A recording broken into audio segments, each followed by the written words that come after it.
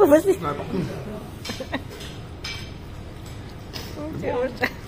Dito po kami sa hotel namin dito sa Shanghai. Yan po yung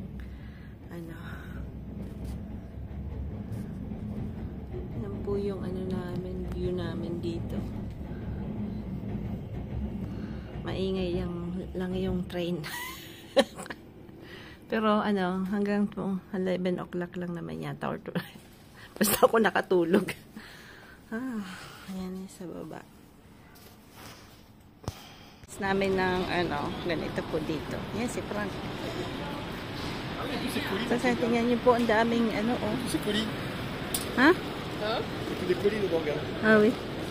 Yan po yung paglabas namin ng hotel. Parang hindi ganun kataming tao. It's expected na a lot of people kasi 28 million daw. Pero hindi naman siya ganun ka-crowded sa Tapos daming yung security, wala pong iba din po yung very high-tech po yung China. As in, pagka magta-taxi po kayo, si Osh meron siyang application. Tapos babayaran niya na doon. Hindi na po sila nag-use ng money. So, it's parang lahat po. Yan, tingnan niyo po. Tingnan lahat. Tapos babayaran niya na yun. Tapos, pas à l'intérieur. mag-ama. Puro na po tawik mga mati. Just a video.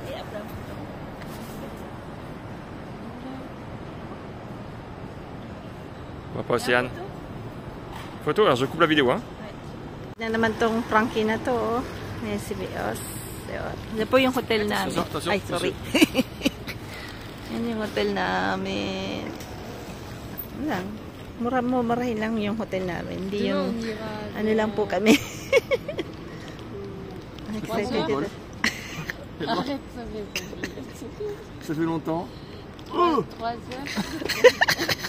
School ni Osh. Yan po yung school ni Osh. Yan. Yan po yung school ni Osh. Ayan. Pupunta po kami sa bangko. Kasi mahirap wala pa kaming perang Chinese yuan.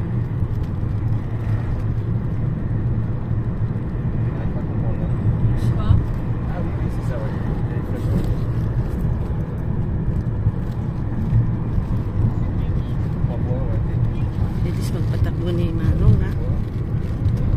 nagpupuspa-puspa sila kanina. First kain na. Yung pagkain namin yun. Pagkain namin. Ma'am. Sarap. Ito sa akin. Kaya lang namimiss namin si Sam kasi wala dito si Sam.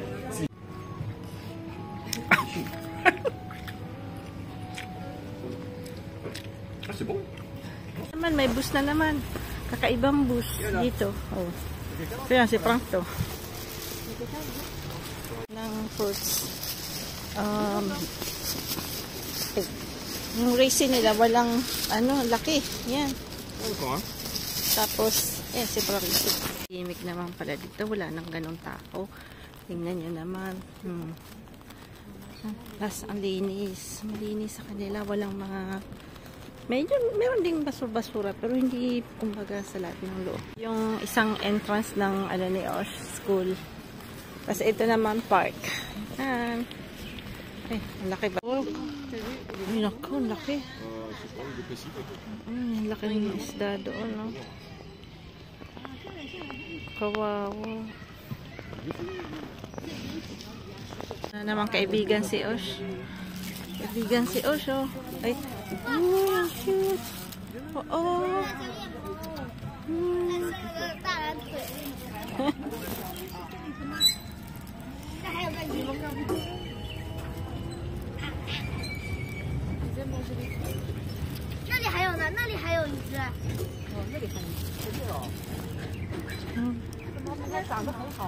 Yan, park po to.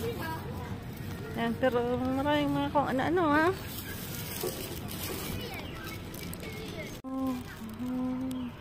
Basi Osh Karash le. Oh, yan na pala. So fat. Il est doux, hein, il est propre, n'empêche. Hein. Ouais.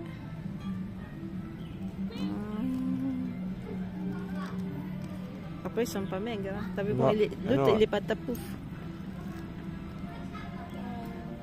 Il est pas mal. Ça, j'aime bien ça. Ça, j'aime bien ça. Ça, j'aime bien ça. Ça, j'aime bien. Qu'est-ce que tu fais? Hein? Qu'est-ce que tu fais? Qu'est-ce que tu fais?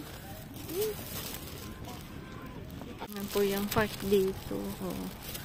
Mag-ama. Sorry po, wala ako sa film kasi ako po nag-film. Joke. Yan. Yan. Tatry ko po itong i-post mamaya. Tingnan natin kung po-post ko po kasi laban naman. Si Man.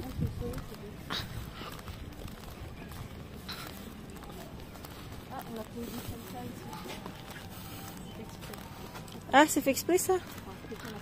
Je crois pas.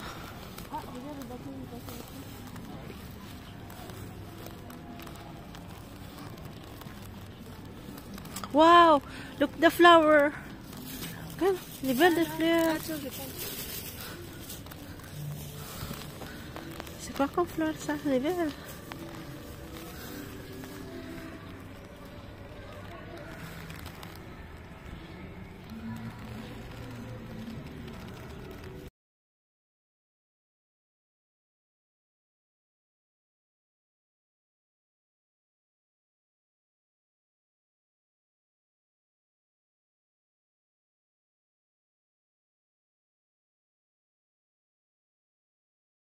Ako mga roses. Yan. Wow, daming roses. Tingnan natin ha. Kung maganda ha. Wow. Papuch pa mo front end. Front.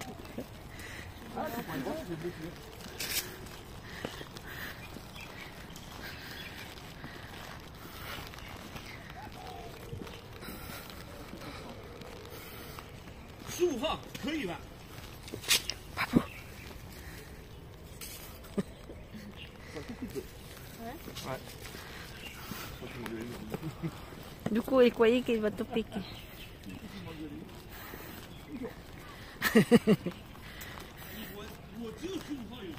Ah, wala, di pa siya ito pa po.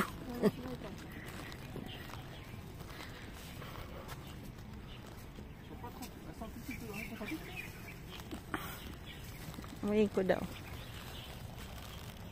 No, sampa. Sampa ko may rosy eh.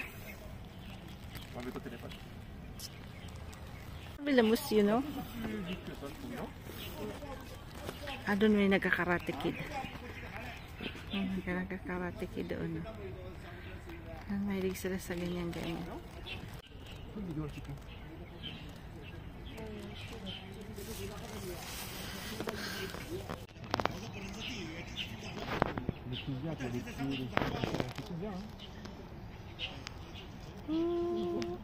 Ang ganda po nung ano nila, pag-gawa. Ganda. Ganda. Yan, maraming birds. Ikot-ikot.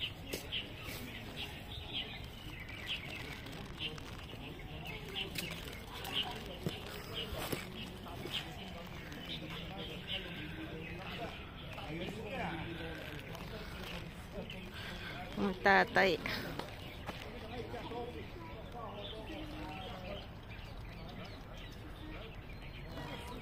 Hello. Ang Croatia? Ah.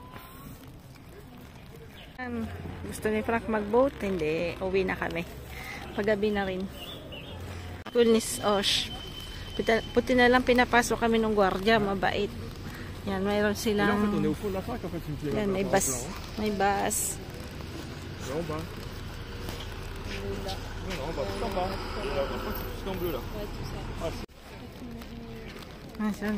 Laki ng campus ni Osh. Si Osh mahilig sa cat eh.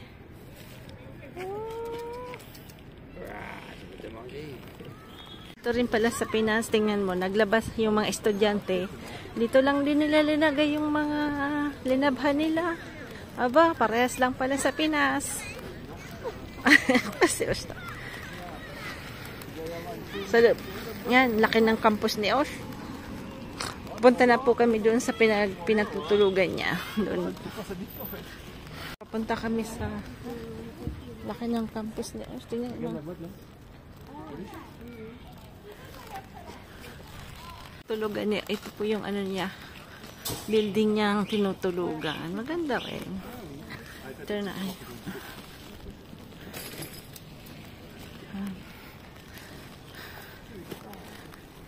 Ayan po yung ayan, dito po yung ayan po yung tinutulugan ni Osh. Garfield. Ito yung dyan po kami mag-uupo ni Frankie. Kaya upo ka na dyan, Frank. Hintayin mo anak mo.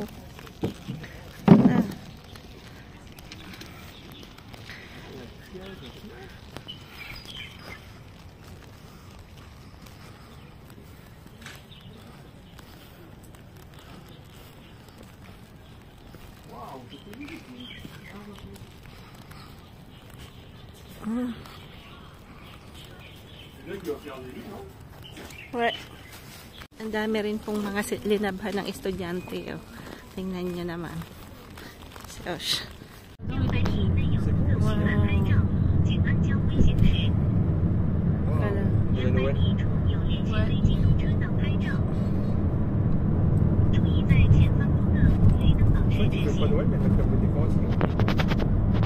Bilis magpatakbo ni Manong ah. Ayan, dito, Korean daw kami today. Ayan, today Korean. Excited na naman si Papu. Gutom na naman. On te lève le manteau après parce que c'est un peu froid. For son. Hop, sorry. Sorry. Oh, c'est cool ça. Et après, tu mets de l'eau? Ah oui, oh, c'est chaud. C'est hot, hein? C'est chaud, friends. Oh. Chichi. Ah oui, la viande elle est au-dessus en fait. Ouais.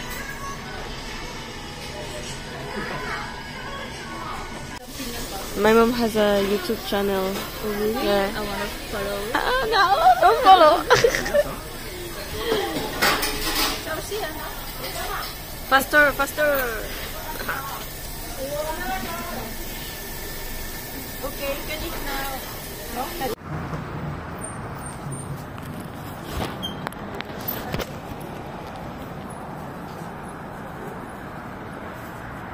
Ba, kunisin mong video mat, no? Yan si Fra. Yan, katapos lang namin kumain. Hatid namin si Gracie. Nagbuk-buk lang kami. Dami pong bike. Papu. Bilis mabase. Ay, may nagtitinda. May tinitinda ni Manong. Yan. Alam, dito po lahat ng halos ng car nila is electric na. So, wala silang gaanong ingay. Tingnan niya po. Puro electric na po yung car nila. Pati motorcycle. Very high-tech. Grabing hangin po. Ang ingay ng mga manok. Good morning po pala. Ang hangin-hangin. As in, mas sobra pang hangin kaysa kahapon. So, hindi na naman. May sansana po. Kaya lang, wala talagang pag-asang makalabas tayo. Kasi parang sobrang lakas ng hangin na po. Ang ingay nga ng mga manok kasi pag ganyan po, ayaw nila ng hangin. Mas gusto pa nila ulan. Nilinig niyo po si Wally. Nako, ang ingay. Si Wally o si Chicken Run. Ayan. Dito ako sa kwarto namin. Inayos ko yung bed. Kasi sa sobra grabe daw yung pawis niya kagabi. 5 beses daw po siyang nagpalit ng damit. So, basang-basa siguro to. Kaya, inurusog niya na po. Anyway, hindi ko na masyadong pinapakita kasi si Frank. Kasi syempre, pag may sakit ka, medyo, hindi naman sa moody. Wala sa moody. Moody pa rin pala. Moody din. Kaya, ayun. Wala pa rin progress na po. Ay, Diyos ko miyo. Ayun si ano. Ibahin naman natin ang ano natin. Kasi puro kalungkutan na lang. Ayun, yung manok. Tingnan nyo kung gaano kahangin sa labas. Ang ingay. Kahapon isa lang itlog. Siguro Ayan, ang ingay nila. Kaya pagka siguro mga benting ganyan, tapos nasa, sa sobra ding ingay na po. Hindi ka rin matutulugin. Ang hangin. Asa kong konti. Ito po yung raspberry, no? Yan, medyo tumutubo na konti. Kasi pag summer na ko, tuyong-tuyo po yan. Minsan na, dami ko po niyan sa limo. Magkakamatay nung pagpunta namin dito kasi sobrang nung time po ng pagpunta namin dito, dry na dry, hindi umuulan. Buti nga ngayon umuulan-ulan. Ang mga manok nasaan ba? Sa so grabing hangin. As in, yan, sobrang hangin.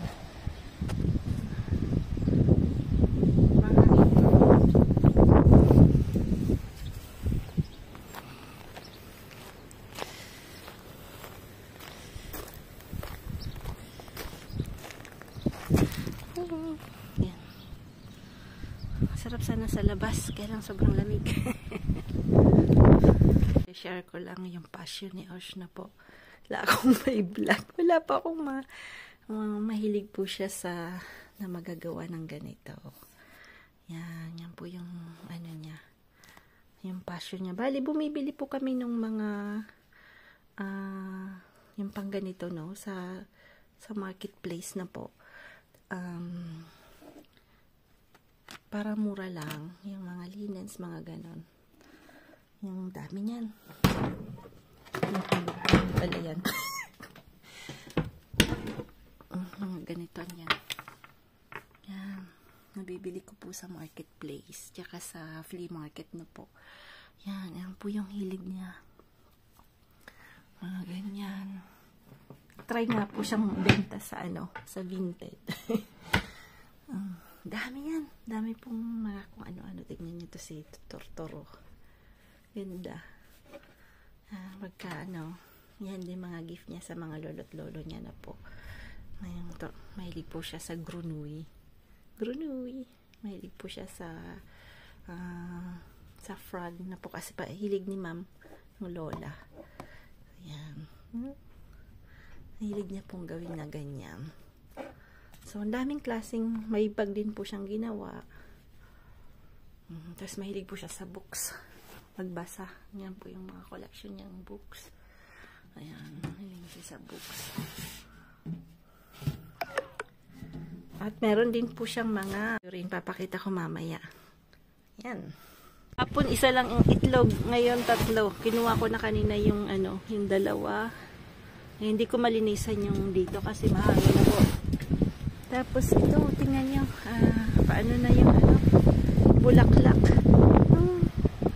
Apricot po to. Huling namumulaklak yung apricot na po kaysa sa peaches. Pero today grabe pong grabing hangin. So hindi po ako magawa. Tingnan niyo po. Yan ang lang. Sabi ni Frank, benta na natin bahay natin dito sa sobrang hangin.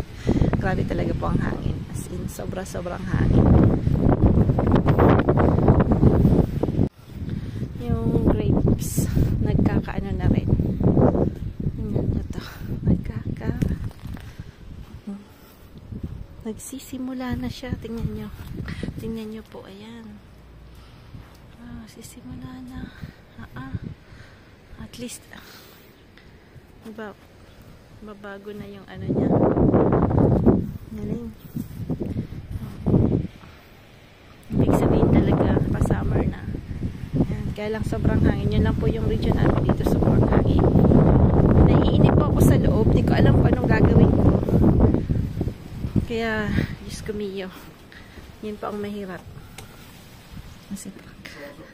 Ha? Si Frank walang wala. Okay. Sabi niya, gusto niya daw ng fruits. So, dami niyang biniling mga different kinds ng fruits na po. Kiwi. Yan. Banana. Ayan, sabi ko nga po ako magkikake ng banana cake, no? Kasi po, parang pabulok na tong dalawa to. Ay, nako. Just mga oranges, ayan. Oranges po. Tsaka pamplemousse. Kalimutan ko, grapefruit yata yung pamplemousse. Every morning po siya nag-iinom yan. So, talagang ano.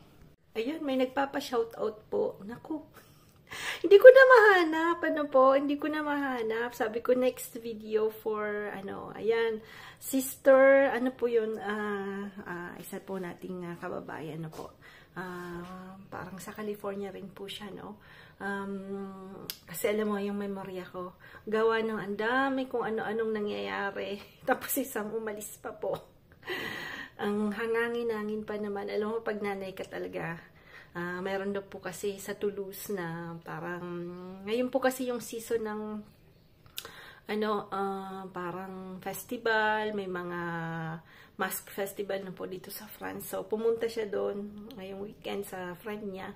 Siyempre, bago pa lang na, ano si Sam, no, na driver. Pero magaling na po siya mag-drive kasi, di ba, halos sa kasiguran nga nag-drive din po siya sa kasiguran, sa Bagak.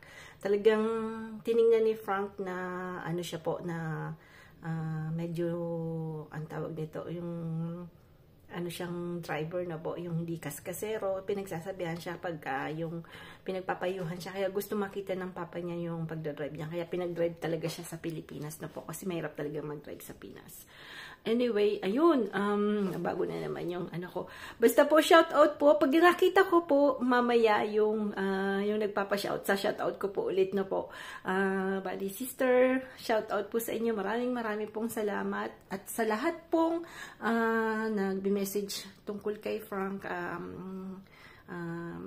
sadly to say, kagabi meron pa rin po siyang fever. Hindi ko masyado po siyang binibidyo kasi syempre medyo hindi naman sa moody, kaya lang pag may sakit ka ayaw niyang pakita yung mukha niya kasi syempre medyo ano po siya, hindi naman sa sad, kaya lang syempre parang nakakababa ng ano ng moral na po kasi syempre lagi pong pagod kasi hindi nakakatulog. Anyway, sana bumalik yung dati nating Frankie na masayahin, na laging kengkoy, kasi kengkoy po yun. So, sana nga po ma-pinpoint na. Nag-take na po siya ng 2 antibiotics since yesterday na po. So, yesterday, another battery of tests, blood test, kasi nga gusto nilang ma-pinpoint yung kung bacteria o kung virus na po. So, dito po kasi, isa pa pong, alam na ng mga kababayan natin. Dito kasi sa France, hindi iso yung mga vitamins, yung mga, ang tag nun, yung supplement, no? Walang gaano. Meron din sa mga supermarket, kaya lang hindi ina-advise ng mga doktor. I don't know why. Hindi po nila sinanay yung mga French people. Malalaman po na, alam ng mga kababayan nating Pinoy na nandito po, no, sa mga supplements. Kasi laging sinasabi nila, meron sa food, ganun-ganon. So, but siyempre, pag kailangan mo talaga ng vitamins, you need supplementary. Kaya lang hindi talaga sila sanay uminom ng capsules, no? Pero para sa kanila, ano lang yun, parang na-processed yung, parang ganun, isa sa mga, tawag nun, mga cultural differences na po sa ibang country. Yung mga French people talaga hindi nagtitake ng supplementary. Lalo na yung sila Ma'am Indad, alam ko talaga wala kang makikitang supplementary na na mga vitamins na po. So although siguro yung mga talagang may kulang, binibigyan nila no po, but daw yung doctor ni Frank wala naman pong sinasabi. So ang ginagawa ko po ay sa food na lang na po. So today, avocado, beet, yung po, ito. Sabi kasi maganda sa liver na po. Kasi may tama yung liver niya. Kailangan niya ng fibers. Tapos yung celery din. Kumata sa garden kanina. Yan po yung kailangan niya pong umit ng maraming mga ganyan. So, yan po yung lulutuin ko. Bawal po yung mga red meat, ganon. So, ngayon pa naman ako, red meat pa naman yung linabas ko. Sabi ko na ako, mababago yata ang natin. Nakita ko na yung shoutout. Po. Kasi pagka hindi siya yung latest na video, nahirapan po akong tingnan lahat, i-scroll. So, ayan. Ayan, shoutout po kay Jean Garcia Fernandez from Covina, California. Ayan. Buti pa po kayo dyan. Hindi ko po alam kung yung Jean is, it's either sister or sister. So, sa tingin ko po, ang ganda po sa California, no? Wala po kayong winter. Sarap magtanim dyan siguro. Ayan, shout out po again kay Jean Garcia Fernandez from Covina, California. Ayan, marami po tayong mga viewers na taga California, mga viewers po ni Ka-Farmer na hanggang ngayon po, tinitingnan pa rin yung, nanonood pa rin po ng vlog ko kahit na medyo dull yung vlog ko po ngayon kasi masyadong mahangin, tapos kami lang po dalawa ni Frank. So, siguro pag mga June na, darating na sila Osh na po. So, makaka-move tayong konti. Tapos, ang hangin-hangin pa. Gusto po sana namin magpasyal-pasyal. Pakita yung villages dito, yung seaside ng ano po, Mediterranean Sea po kami, no? But then, may sakit naman si Frank. So, pero gusto niya rin niyang maglakad-lakad. Kaya lang, the thing is, sobrang hangin po. Hanggang Wednesday daw yung hangin. So, hindi talaga pwede kaming, hindi pwede siyang maglakad-lakad kasi lamingin nga ngayon. Gawa nung, yung may fever siya paggabi na po. At saka hindi pa talaga ganun kalakas, hindi pa ma-pinpoint kung ano. So anyway, bukas, may pupuntahan po kami kasi kailangan namin kuhanin yung susi ng apartment namin na po na pinararentan sa estudyante na kailangan din po kasi namin bisitahin kasi umalis po yung nagra-rent nung nasa Pilipinas kami. So nag-ask lang po kami sa pinsan niya na anuhin po yon na siya yung magpapirma na po kasi dito medyo mabusisi po pagka umaalis yung nagra-rent po. So bukas po pupunta kami ng Kane Rocio.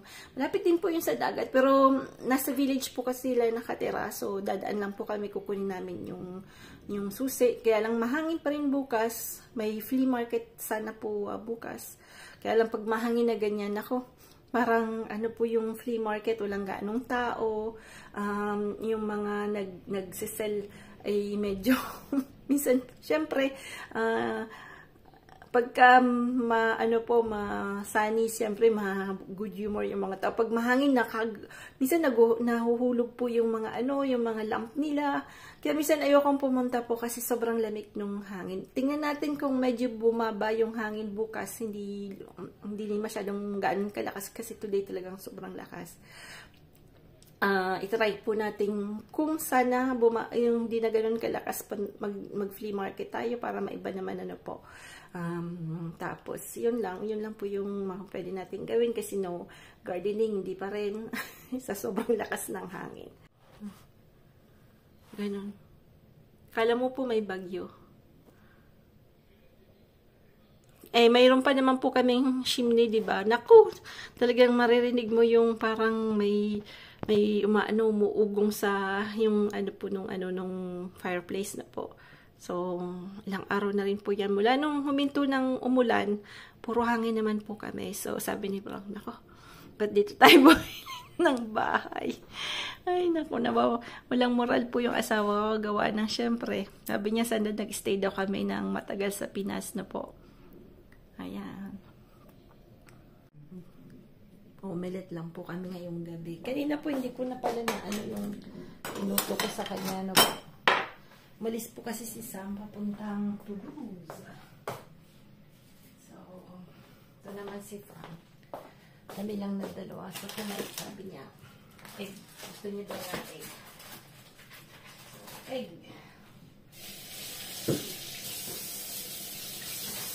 Egg omelette.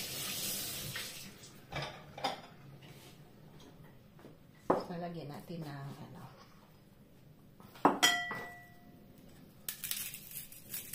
gusto niya kasi yung omelette niya maraming sahog-sahog ba.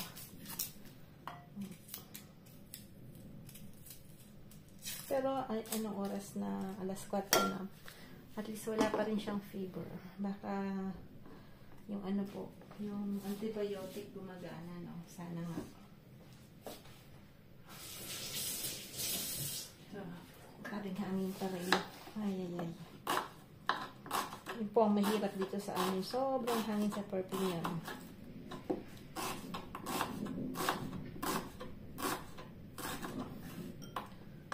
Maparos. Sabi sa Bicol, maparos na maparos. So, kailangan lang natin, ito lang po ay dapat kung mayroon kayong parang ano lang po to, throwback. Nung nasa Manila po kami. And pagka yung patapos na yung buwan, ito lang lagi ang ano namin na po, omelette lang. Yung time na yun, pagka wala na kaming money, kasi kami lang po, wala sila papa, tsaka si mama naman po na nasa Taiwan. Pag end of the month, kami, itlog na may tuyo. Naku, kasi that time, murang-mura pa talaga yung nun eh. Nakalimutan ko isang tray yata nun, 30 pesos ng egg. Ngayon, 200 pesos. Ay, hindi naman. Parang, oo, 200 pesos. 220. Kasi pag dalawa binili mo, magpo-400 na. Gano'n na po kamahal yung egg ngayon sa Pinas. That time, nung kabataan ko pa, naalala ko kasi namamalengke na po ako noon. Parang yun nga, 30 pesos yung isang tray. 30 pesos. Ngayon, wala na.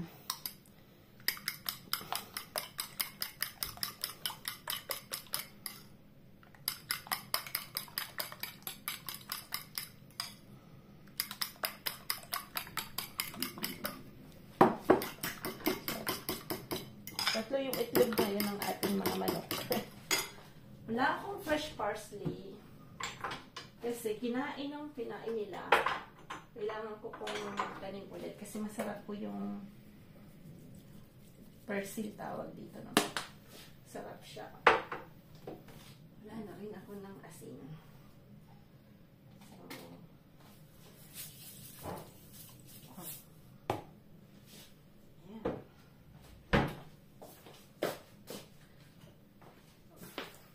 Pero hindi ko po ito lalagyan ng ham kasi bawal kay Frank yun yung bawal po sa kanya yung cured na meat na po ang gawa ng atay. So more on ano po tayo, fresh na so lalagyan natin ng celery.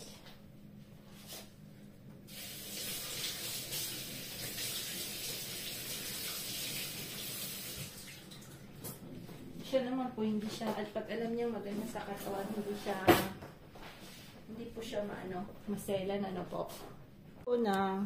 Pwede po sanang lagyan ng ham, ganun. Kaya lang, since na may kamay yung kidney niya, so more on, lang tayo.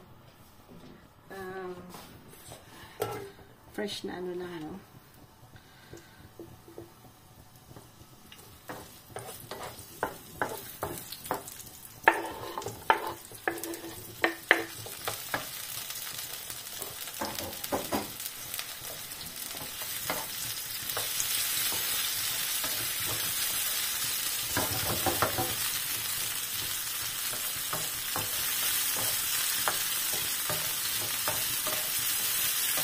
Yan.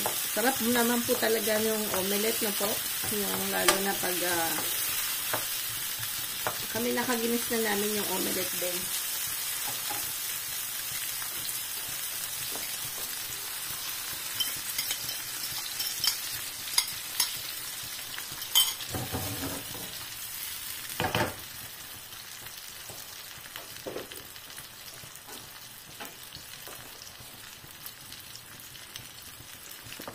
Ano lang siya.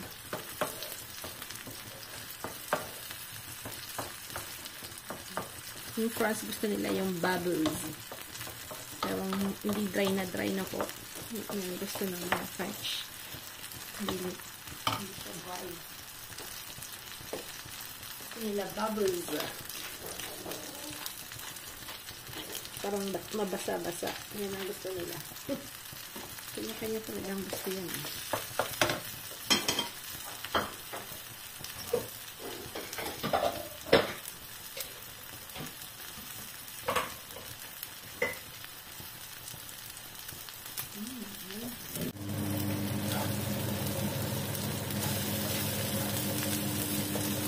Lagyan po natin yung Italian medyo pampalasa na po. Kasi medyo mahilig sa medyo ayan. Galing pa tong Italy na po. Galing pa siyang Italy. Pumunta kasi yung sister niya. Ayan. Okay na yan. Naanghangan na siya. Binigay po sa amin nung pumunta kami ng France noong summer na po.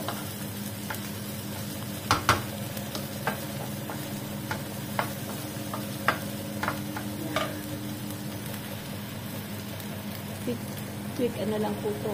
Quick omelette.